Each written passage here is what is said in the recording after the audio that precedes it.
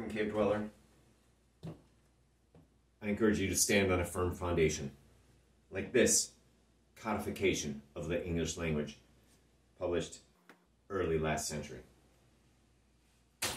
The ever-shifting English language. Fluidity, the English language. Always changing. There was controversy back in the mid-century, last century, of whether the dictionary should be proscriptive or descriptive. Proscriptive, they will prescribe how the English language should be used. Descriptive, it only describes how it's used, and it's ever-changing. The proscriptive people lost, and they should have lost because that's a ridiculous position, because the English language has been changing ever since they were English.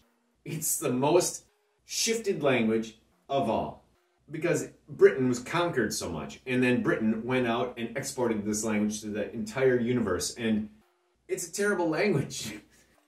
English is terrible. It doesn't make any sense. You have to grow up in it in order to understand it.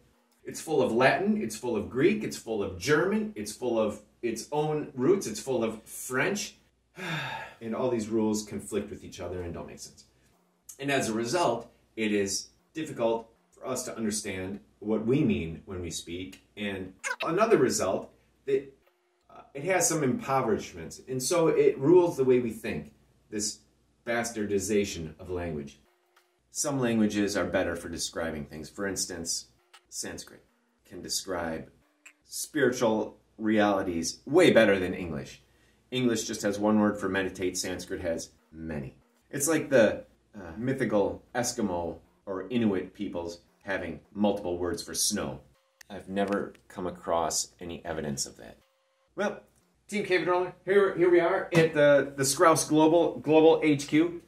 Whoa, the Sgrouse Global HQ. It has global twice. I never noticed that. It used to be called the Scrap House Multinational Global HQ. And then it turned into just the Sgrouse Global. Sgrouse Global HQ.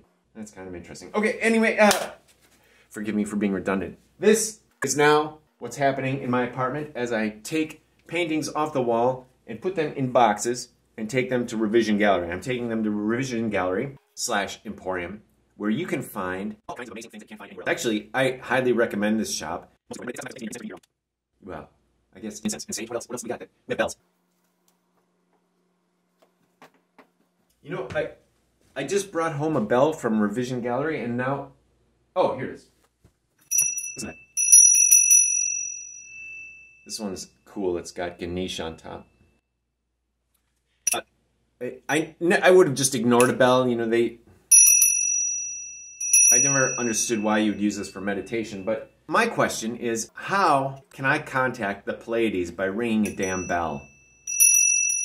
This has great tone. But how can this achieve interstellar communication? Or even transglobal communication? How can I contact the Andes Mountains with this?